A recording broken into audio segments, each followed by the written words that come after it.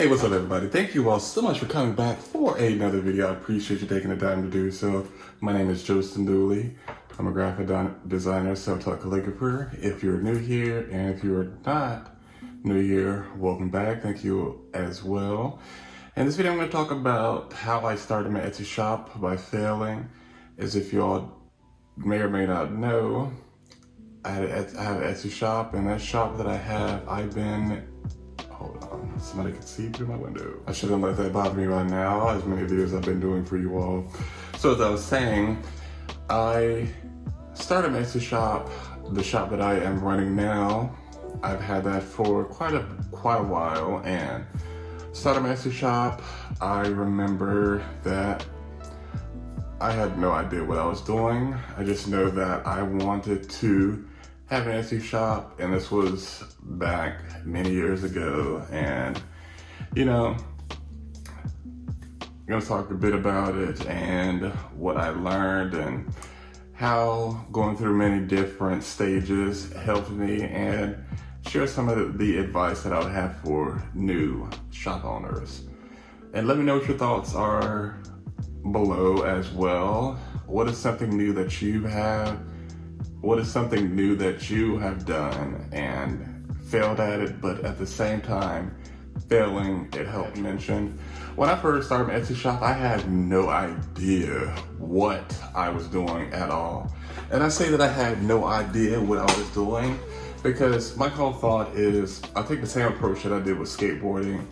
I try something and I just go for it. And I learn as I go along and what to do and what not to do. And that really helped me out a lot. And it being so difficult really let me know that this is not easy, and if everybody could do it, they would do it.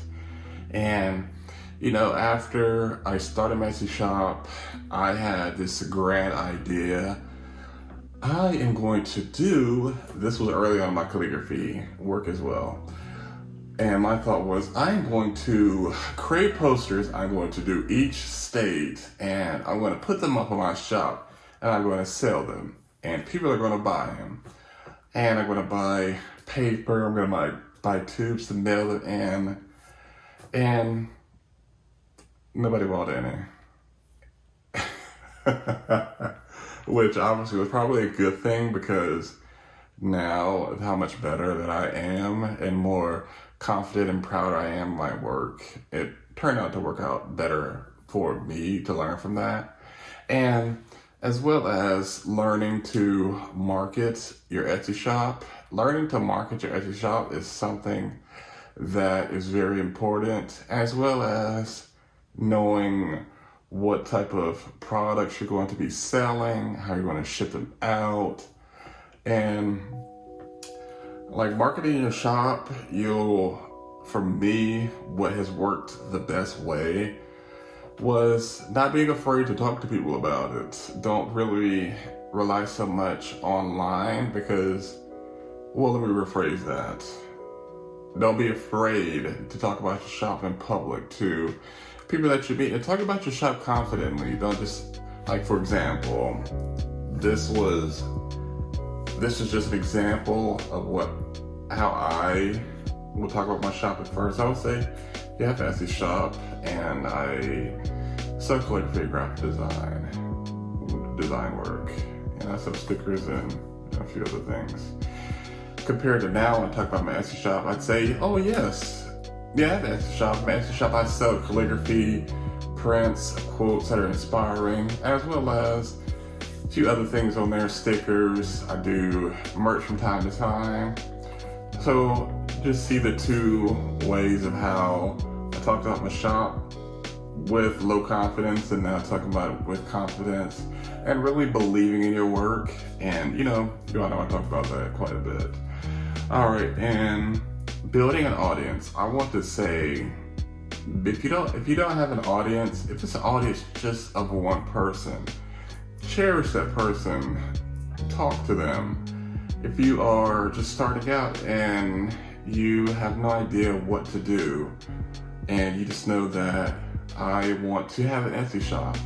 So if I was to start an Etsy shop now, what I would do, I would, one, do research and check Google just to see what is bubbling in the market, and as well as I would find what I'm passionate and what I enjoy. Like, for example, a new thing that I got into, if I was into selling plants, first thing that I would do, I would see what other Etsy shops are out there selling plants, and I would see how they go about it. And then you got to obviously do your research, how to ship them, price them, where you could source them from, how long shipping would be, and how long this plant stay alive.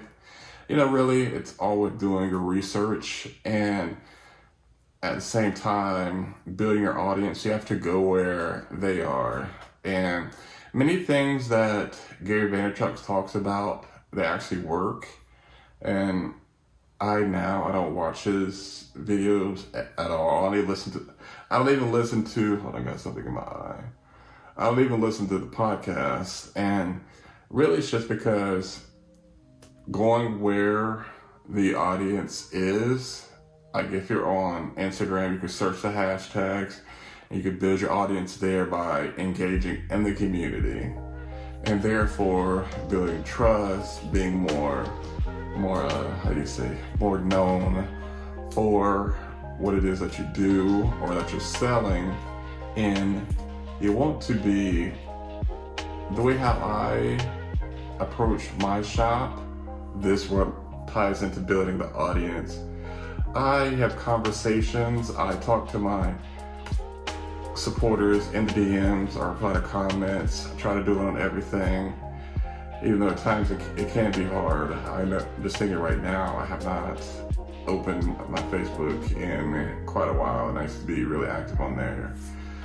That's one thing I gotta get back to, but it's really just taking the time to actually care. I say that taking the time to actually care about your audience is what will make the difference compared to someone who does not.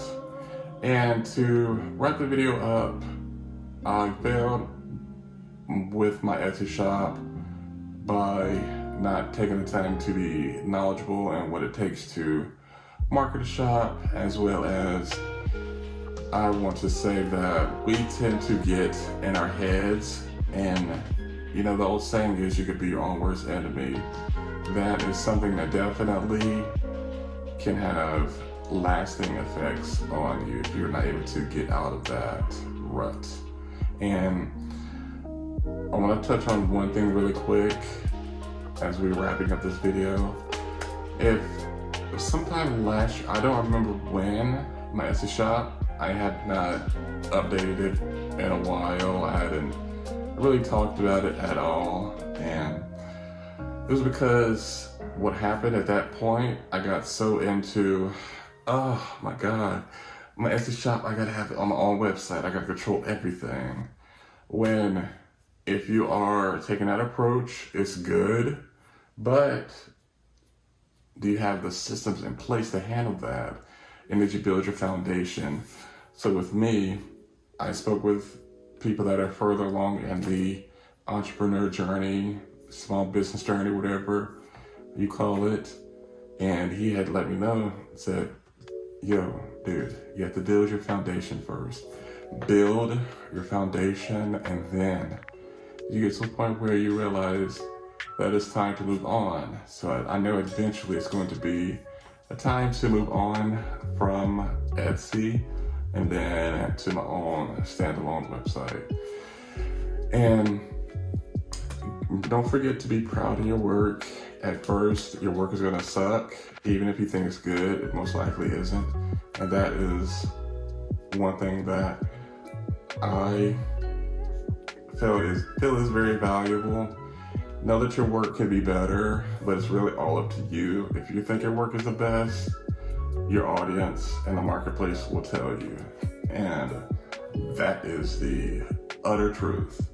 But it's all with the audience that you build and how you market your shop.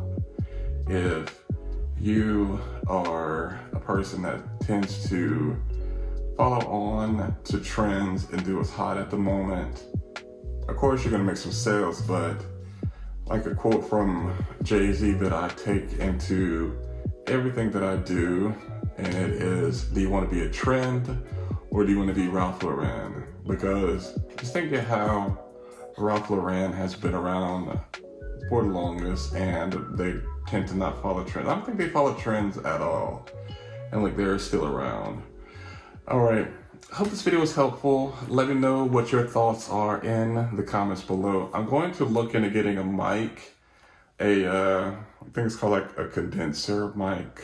I'm not even sure, but I gotta do some research on that to have better audio, because I'm just filming now and I don't have any mic, and I feel like my videos could have better audio for you all. Thank you all so much for subscribing. Woo! And I'll see you in the next video. Peace and love.